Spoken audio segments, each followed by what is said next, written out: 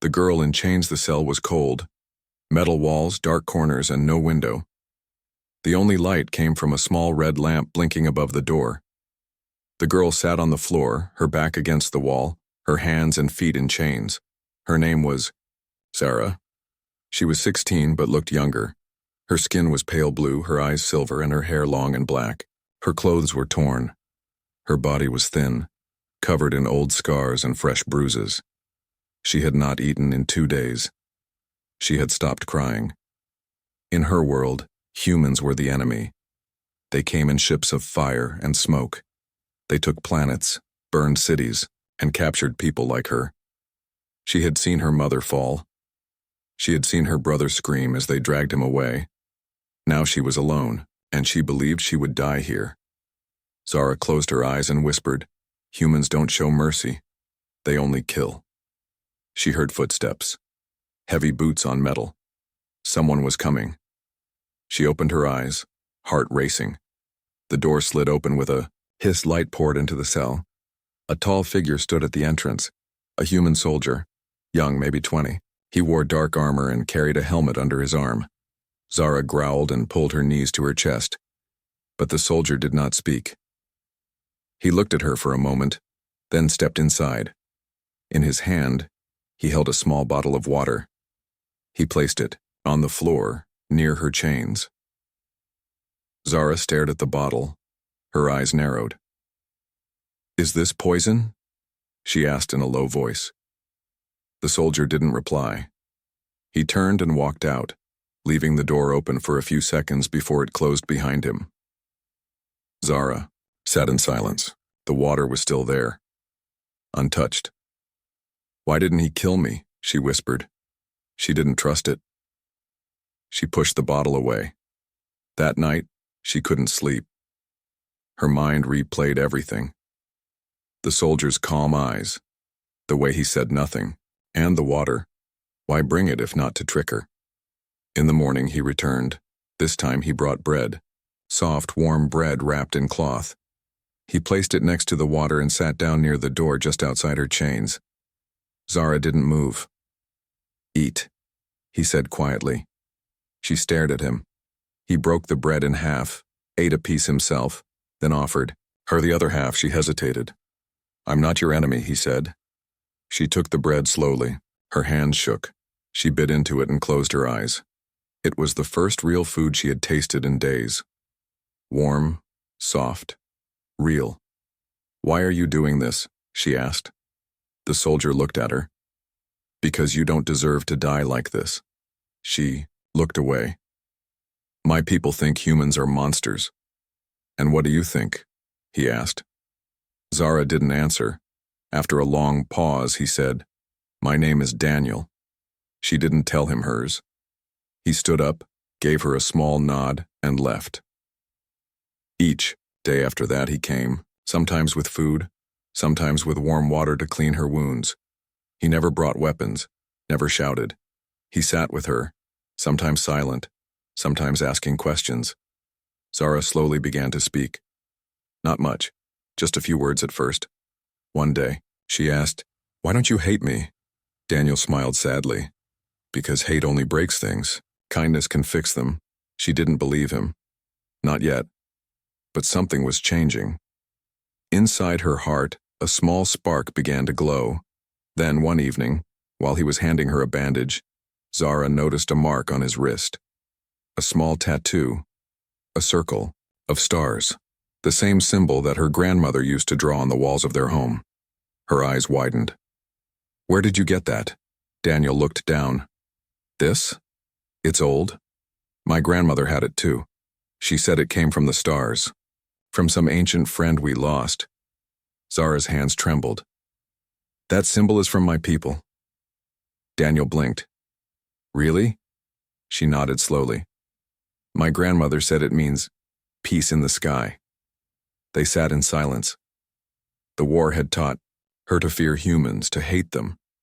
But now, sitting in this cold cell looking at a soldier who gave her food, water, and hope, she was confused. Could kindness really survive in the heart of a soldier? Could trust be born in chains? As Daniel stood to leave, Zara whispered something.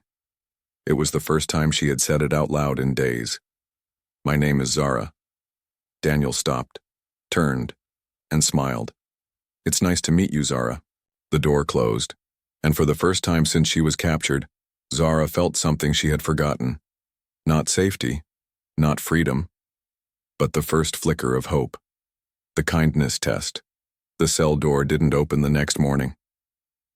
Zara sat alone in silence. The cold metal floor pressed against her legs. The food Daniel had left yesterday was gone. Her body ached, but her mind was louder than the pain. She had told him her name. Why did she do that? Trust was dangerous. Trust could kill. Her people taught her never to trust a human. They were liars. Destroyers. But Daniel, he was different. Or at least, he acted different. But what if this was a game? What if the kindness was a trap? Her chains rattled as she stood and walked to the wall. Her fingers touched a crack in the metal, just wide enough to hide something. She reached inside and pulled out a sharp piece of metal she had hidden days ago. If Daniel came back, she would be ready. Then, the door opened, slowly, carefully, no alarm, no guards. Daniel entered. No helmet, no armor today, only simple gray clothes. In his hands, something new, a red cloth bag. Zara narrowed her eyes. Her fingers tightened around the sharp metal behind her back. "You're late," she said. Daniel smiled faintly. "Had to fight with the kitchen staff. They don't like feeding prisoners." He sat cross-legged on the floor, placing the bag between them. She noticed his hands, bruised, scraped, as if he had been in a fight. He opened the bag. Inside, fruit, real fruit, orange slices, a small sweet cake, clean water, a silver spoon. Zara stared. "This is a test," she said. Daniel looked up. "What do you mean? You're testing me. You want to see if I'll act grateful or obedient?" Daniel shook his head. "No, this isn't a test for you. It's a test for me." Zara blinked. "I want to see," he said, "if I can be human without becoming a monster." Zara didn't understand. Her whole life, humans were monsters. How could one want the opposite? "Why?" she asked. He looked at her, truly looked, not like a guard but like someone searching for something. "Because my brother killed a child who looked like you," he said softly. "A girl with silver eyes." She begged. He didn't stop. He said she wasn't real. Just an alien. Just an enemy. Silence filled the cell. "I want to be better than him," Daniel whispered. Zara slowly put the sharp metal down beside her. Hidden. Just in case. She reached out and took the spoon. The fruit was sweet. The first taste made her throat tighten. Memories flooded her. Her mother's garden, the trees of home, the taste of joy. A tear ran down her cheek. She wiped it quickly. Daniel saw but said nothing. After they ate, he pulled something from his pocket. A small device. Smooth, glowing faintly. "What is that?" Zara asked. "It belonged to my grandmother," he said. "She said it was from the First Alliance, a time when humans and your people worked together." He handed it to her. Zara held it gently. The surface responded to her touch. A soft blue light lit up, forming a symbol in the air, a circle of stars just like Daniel's tattoo. But this time, more appeared. Lines connected the stars, paths, systems. Ancient words glowed beside them. A map, a very old one. Zara's heart pounded. She recognized some of the names, words from her people's old songs. Stories they were forbidden to tell after the war. "Where did she get this?" Zara asked. Daniel shrugged. She never said. Only that it was given to her by a star friend. Zara looked at him, her voice low and shaking. "This isn't just a gift, this is sacred, this map. It shows the way to the core." "The core?" Zara nodded. "The unity core. It was a living machine. It kept peace between our people long ago. Then it disappeared. When it vanished, the war began. Daniel leaned forward, eyes wide. Do you know where it is? Zara stared at the map.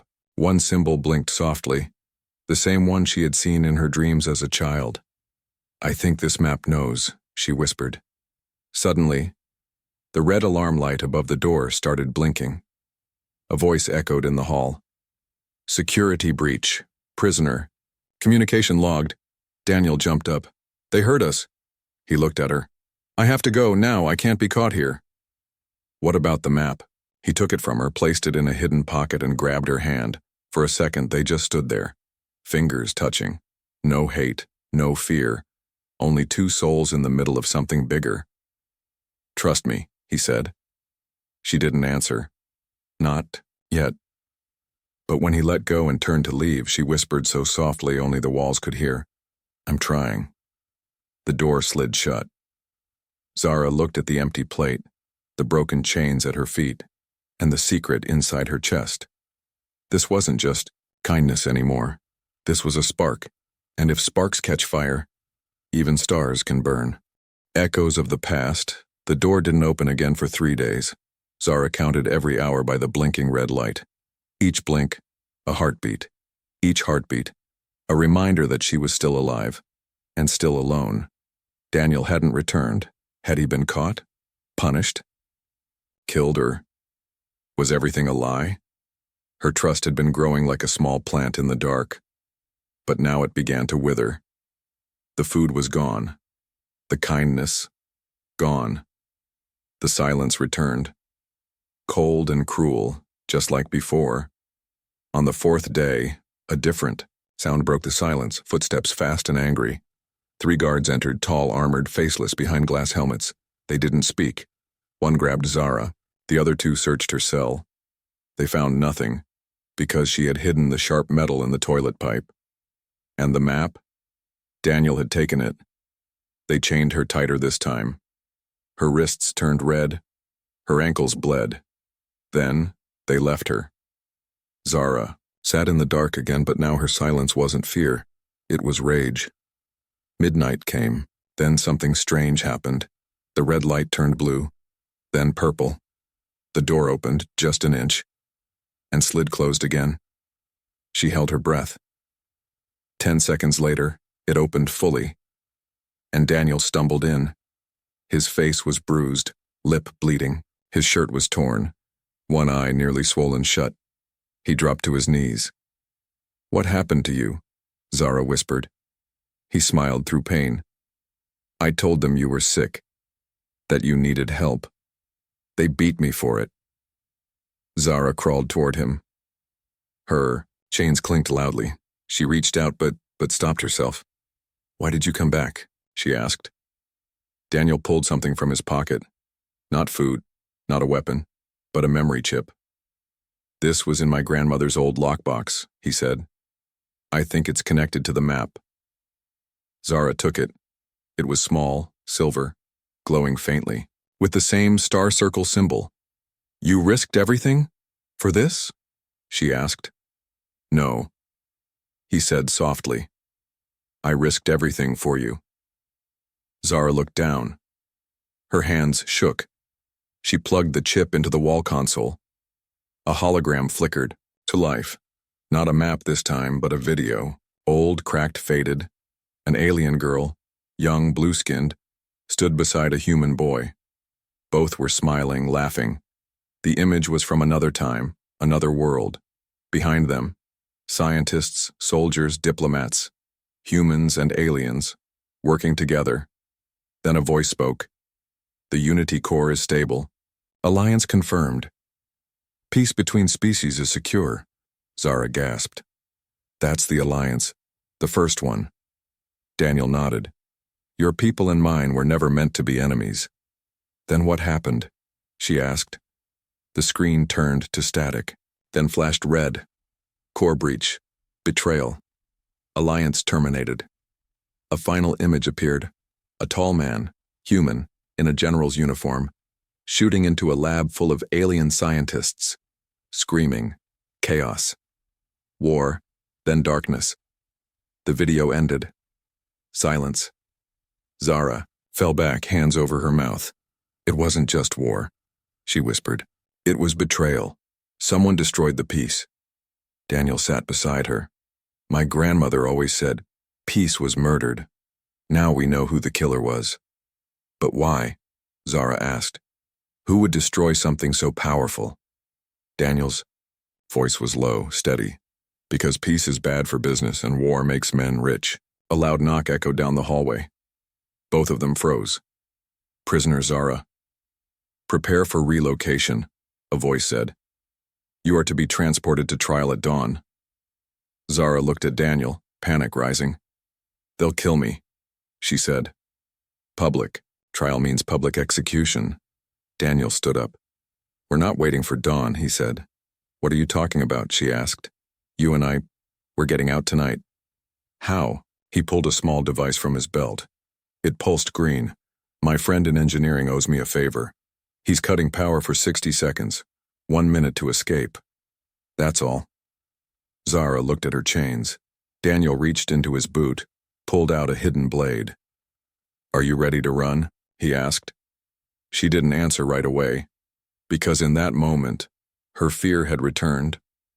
But something else had come too. Something stronger. Hope. Cut the chains, she said, and don't look back. Daniel smiled. The light above them flickered, once, then twice. Then everything went black. A second later, the chains hit the floor. Freedom, but only for now. The escape had begun, and somewhere, deep in the dark systems of space, the Unity Core was still waiting, waiting to be found, waiting to be awakened. But others were looking for it too, and not all were kind. The secret mapsilence, the ship's power grid shut down for exactly 60 seconds. No lights, no cameras, no alarms, just darkness. And in that darkness, two shadows moved fast. Daniel's breath was loud in his ears. He held Zara's hand tight as they ran through the corridors. She could barely keep up. Her legs were weak, from days in chains, but she ran, because this was her only chance. Left, Daniel whispered, guiding her down a narrow hall. Elevator's dead. We take the maintenance shaft. They stopped near a wall panel. He kicked it. The cover fell, off, behind it. A narrow vertical tunnel. He climbed in first, then reached down and pulled her up. The shaft smelled of rust and oil. Their hands slipped, but they kept climbing. Below them, the power flickered back on. Red lights flashed. Alarms screamed. Prisoner escape detected. They didn't stop. After 10 minutes, they dropped into a small storage bay. Daniel's friend, a young engineer with shaking hands, handed them 2 stolen uniforms and a backpack. What's in here? Zara asked. Daniel opened it. Food, water, a cloaking device, and something wrapped in cloth. He unwrapped it. The map. Not just a hologram this time, but a full projection, glowing in the air. Zara's eyes widened. This is updated. It's more detailed. My friend helped decode part of it, Daniel said. He found something strange. He tapped the map. A blinking symbol appeared, hidden in a nebula far from any charted system. What is it? She asked. Daniel looked at her. The Unity Core. Zara leaned closer. That's impossible. That system's a ghost zone. No, one goes there. Exactly, Daniel said. Because someone doesn't want it to be found. She stared at the blinking light. Something about it pulled at her. A memory, a voice from childhood and her grandmother, saying, "Where stars sleep and silence sings, the heart of unity waits." This was it. But getting there wouldn't be easy. They stole a scout ship, small, fast. No weapons, just stealth, mode, and 2 seats. As it broke away from the prison vessel, Daniel held the controls tight. Zara sat beside him, watching the stars. Are we being followed? She asked. Not yet, Daniel said. But they'll come. As if summoned by fate, red lights lit up on the screen. 2 pursuit ships detected. How fast can this thing go? Zara asked. Daniel didn't answer. He just pushed the throttle. The stars stretched around them, but the enemy was gaining. Inside the enemy ship, a commander stood in silence, watching. The radar. He wasn't like the others. Older, colder. He had one eye, the other, replaced by a machine lens. He stared at the fleeing scout ship and whispered, "She has the map." His second-in-command spoke. "Should we destroy them?" The commander smiled. "No, let them run. The girl will lead us to the core." He turned to leave, cape sweeping behind him. On his neck was a tattoo, the same circle of stars, but marked with a red line through it, a symbol of betrayal, a symbol of war. On the scout ship, Zara sat quietly, eyes closed. Daniel watched. Her. "You okay?" She nodded slowly. "I remembered something." "What?" "When I was a child, I saw the Unity Core. Just once. My mother took me to a secret temple. The core was sleeping, like a giant heart made of light. Daniel was stunned. "You've been there?" "No," she said. "I thought it was a dream. But now, maybe it was real." Daniel glanced at the map. "Then we're not just looking for a machine. We're looking for a memory, something alive." Zara opened her eyes. "And maybe something dangerous." He nodded. "We'll find it. Together." As they reached deep space, the nebula came into view. Thick blue clouds swirling around a dead system. No planets, no suns, just silence. Then, a shape appeared. Massive.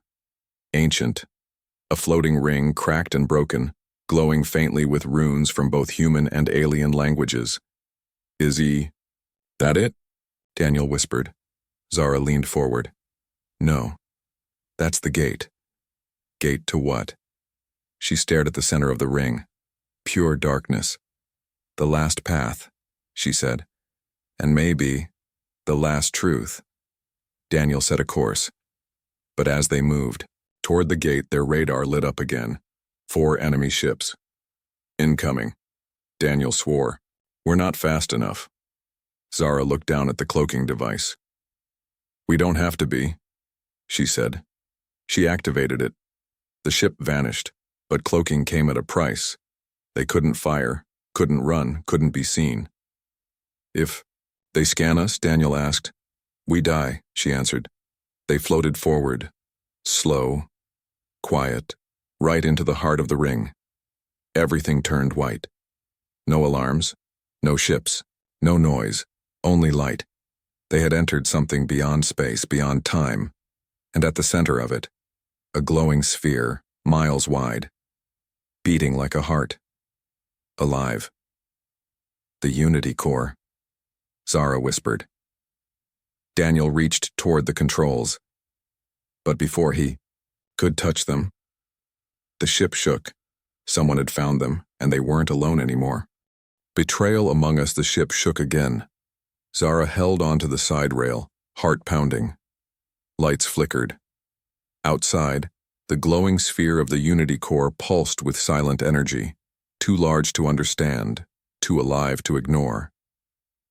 Daniel struggled at the controls. "We've been spotted." "I thought we were cloaked," Zara shouted. "We are. But something inside this zone is scanning us differently. It's not normal tech. It's alive." A new light flashed on the dashboard. Unknown entity approaching. Then the ship stopped. No warning. No gravity. No control. They weren't flying anymore. They were floating, as if some unseen hand had picked them up and now held them in place. Zara stared outside. The Unity Core had changed. No longer just light and rings, and it now formed a shape, like a great mechanical flower blooming in space. Petals of glowing metal curling outward, opening for them. "It's inviting us," she said. Daniel's voice was tight. "Or it's opening a trap." They had no choice. Zara stood up. "Then let's find out." The ship touched down gently on a glowing platform inside the core. Everything around them was silent, yet pulsing like a heartbeat in the walls. They stepped out. No guards, no machines, no alarms, only symbols, etched into every surface glowing with blue and gold light. Half in human script, half in her, people's ancient language, unity, memory, choice. They walked deeper, past floating pillars, past images frozen in time, memories. A human child and an alien girl planting a tree, a circle of leaders from both races holding hands, a giant machine, being built together, this place. It remembers everything, Zara whispered. Daniel touched a wall. It lit up beneath his fingers. It's not just a machine, it's a story, one the universe forgot. Suddenly, a voice filled the chamber. Soft, powerful, and layered with both human and alien tones. You have come seeking truth. They both froze. The core was speaking.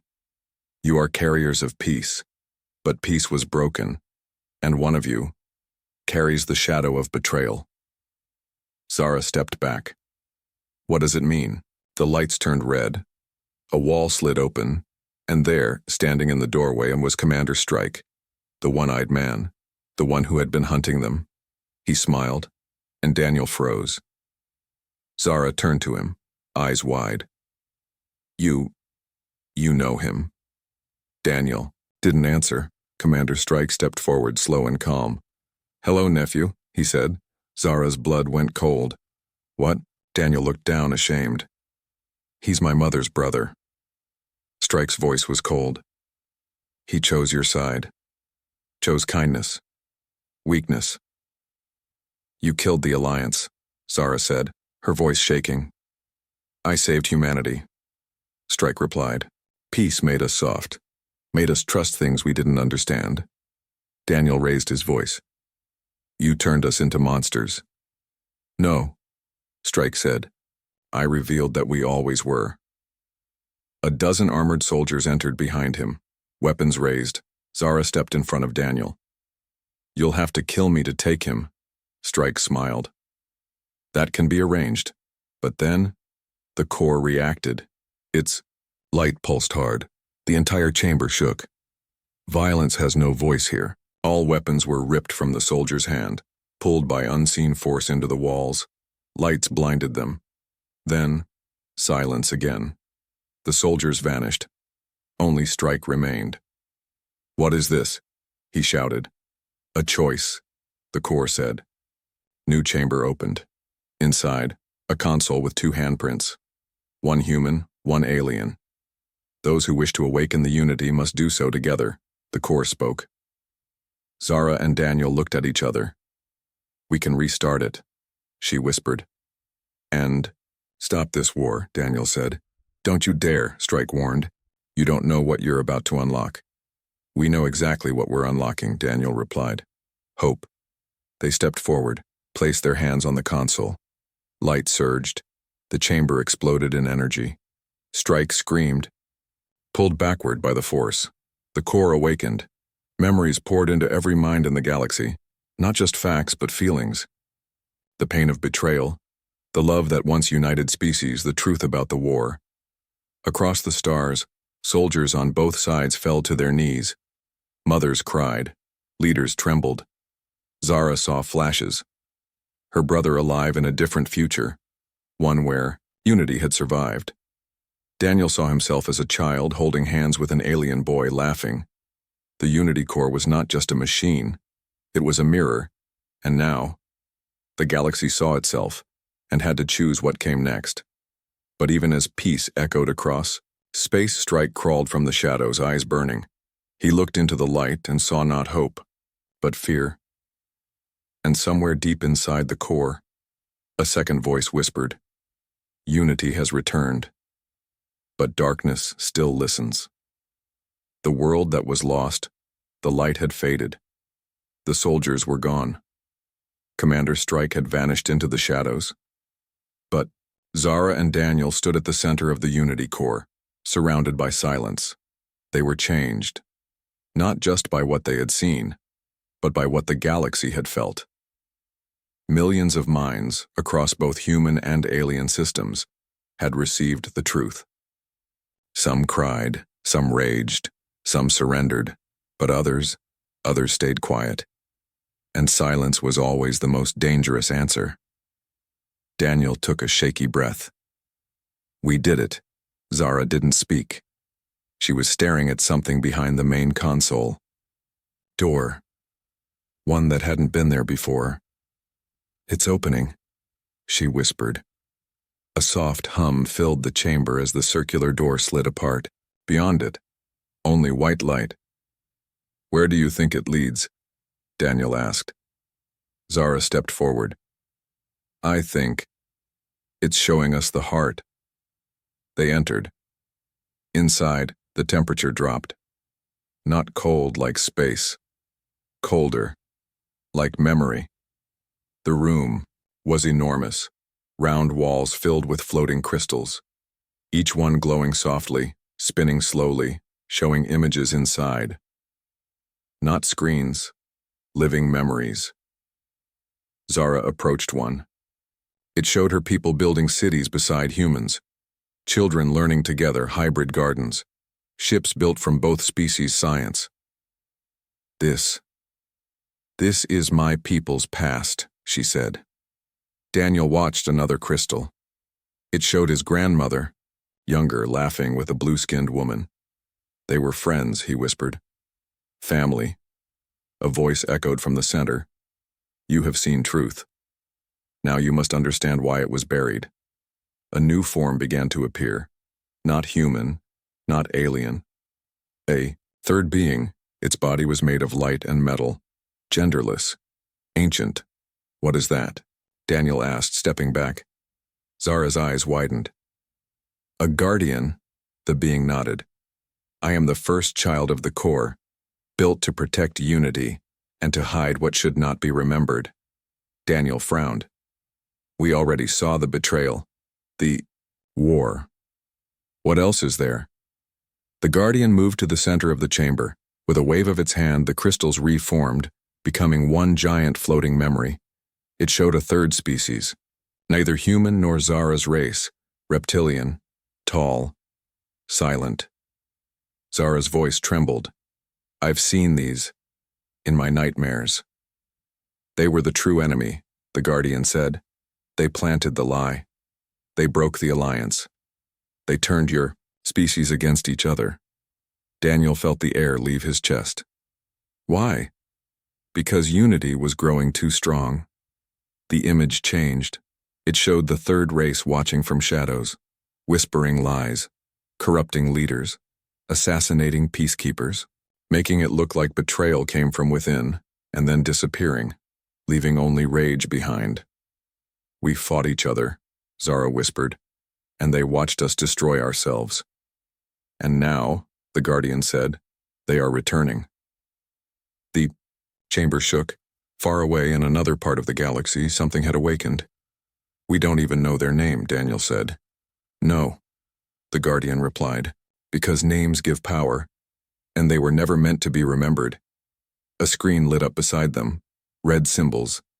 A fleet, inbound, not human, not alien, something else. How long do we have? Zara asked. Days, maybe less. Daniel clenched his fists. Then we need to warn the others. Zara turned to the guardian. Can the core help us fight them? The being's voice lowered. No, the core cannot fight, but it can teach. A pedestal rose between them. Two new crystals sat atop it. One glowing blue, one glowing gold. What are these? Daniel asked. Keys, the guardian said, to the world that was lost. A place where your ancestors worked together to build weapons of peace, cities of thought, defenses made from dreams. Zara stepped forward. You mean, yes, the guardian said. The original world of unity, long hidden, long buried, now ready to rise. Daniel looked at Zara. We need to find it, she nodded, before the others do. The guardian looked at them one last time. Be warned. Not all minds have accepted peace. Not all hearts seek unity. Some Only pretend to. A new alert flashed behind them. Unauthorized ship has entered the core zone. Zara spun around. Who? A camera view appeared. Not Strike. Someone worse. A familiar face from Zara's past. General Threx. The man who led the invasion of her homeworld. The man who burned her city. The one she believed had died years ago. But now, he was alive, and he had brought a ship built with both human and alien tech. Traitors, he said through the comlink. You think peace is a weapon, but war is the only truth. He raised a glowing cube. I've come for the core. Then he smiled. And I've brought an old friend. The screen shifted. Commander Strike stood beside Threx, alive and armed. Daniel stepped forward. How is he alive? Zara's voice was ice. Because death doesn't want him yet. Alarms blared. The chamber locked. The crystals disappeared into the walls. Only the keys remained. Zara grabbed the blue one. Daniel took the gold. And together, they ran. They had one chance, one path left, to find the world that was lost, and prepare for the war that had just begun. Kindness was the key. The sky above the lost world was unlike anything either of them had seen. Stars bent and twisted as the old defense field around the planet flickered. Great rings floated in orbit, broken but still turning, ancient engines that once kept the world hidden. Now with the keys activated, the world had awakened again. Daniel and Zara stood on a mountaintop of green glass, where wind whispered in forgotten tongues. Their ship was hidden behind the cliffs. Below them, across the valley, was a massive city, half in ruins, half glowing with life, the last city of unity. We made it, Daniel said, breathless. Zara nodded. But we're not alone. In the distance, a red light shimmered. Threx's warship, already landing. How did they follow us so fast? Daniel asked. Because Strike knows the old codes, Zara said, her voice tight. He must have gotten them from the core before we left. They didn't have time to hide. They had to move. Fast. Inside the city, the walls were alive. As they passed through them, the architecture reacted. Lights glowing beneath their footsteps, memories playing. Across walls like whispers in light, images of peace, of creation, of the first human and alien scientists joining hands, of weapons turned into instruments, of laughter, but also warnings. Crystal projectors showed visions of an ancient enemy, the same third species the core had revealed. Tall, silent, reptilian shadows, creatures who never spoke in words, only in violence. Who fed not on flesh, but on fear. Zara touched one memory as it played. A young girl, blue-skinned like her, hiding beneath a table as the shadow beings approached. Her voice cracked. That girl, it's my mother. Daniel stood beside her, silent. They destroyed everything, she said. But we helped them do it. We believed the lies. We fought each other. He placed a hand on her shoulder. But now we're here, to end it. A sudden explosion rocked the sky above. They had arrived. Threx stepped off his ship wearing war armor that shimmered with stolen tech, human weapons powered by alien energy. Beside him, Strike walked with a calm face and eyes like ice. Behind them, soldiers, not all human, some alien, some both. Mercenaries, traitors, people who had chosen power over peace. Spread out, Threx ordered. They'll be heading for the heart. Zara and Daniel ran toward the center of the city, where the final device waited. A tower shaped like a spiral reaching into the sky. The archive. It held the true power of the Unity Core, not weapons, but understanding. If we activate it, Daniel said, we can send a message across the stars, to every mind, every heart, even the enemy. Can it stop a war? She asked. No, he said, but it can change what people believe. They reached the base of the tower and found it already open. Inside stood the Guardian, the same being from the core, but it was wounded, flickering. They found me, it said. I held them back. But now you must choose. A screen rose. Before them, it showed two buttons, one blue, one red. The blue button would activate the archive, releasing all the knowledge, all the truth, into every living mind in the galaxy. But that came with a cost. It would destroy the last defenses of the city. They would be unprotected if Threx attacked. The red button would activate the old weapons, powerful enough to wipe out Threx's army. Powerful enough to destroy the Shadow Race if they returned, but also powerful enough to destroy peace forever. Zara looked at Daniel. He looked back. We press blue, she said. Are you sure? He asked. Yes, she said, because peace doesn't need a weapon, it needs a voice. They pressed the blue button, and the city sang. Light exploded from the tower. Not fire, not energy. Memory. Millions of images flew into the sky like birds. They split. They flew across space, across time, into ships, into minds, into hearts. Soldiers dropped their guns, pilots turned back, even Thryx staggered. His hand shook as memories flooded in, his own childhood, his first alien friend, the time he wept when the Alliance fell. His armor felt heavier now. What is this? He asked. Behind him, Strike fell to his knees. He saw a memory of his sister, Daniel's mother, holding him when they were young, whispering, "You don't have to be like father. You can be better." He had forgotten that voice. Now he remembered. He wept. And for the first time in his life, he felt shame. Daniel and Zara stood atop the tower as the lights faded. Zara looked up. "Do you think it worked?" Daniel nodded. "It doesn't matter if it worked for everyone. It worked for someone. And that's enough." A ship landed behind them, but no guns were raised. No voices shouted. A small girl stepped out, human, holding a blue flag with a circle of stars. "My parents told me to find you," she said. "They want peace." Zara smiled. "So do we." Later that night, as stars blinked quietly in the sky, Zara sat alone by the archive. Daniel joined her. "You still have the chains?" he asked. She nodded, showing him the broken links she kept in her pocket. "Why keep them?" Zara looked up. "Because they remind me of who I was," she said, "and who I never have to be again." Daniel smiled. "You were ready to die in chains. But kindness shattered my fear," she finished. They watched the stars together as peace at last began to grow again. Not perfect, not everywhere, but real and alive. Just like hope. The end.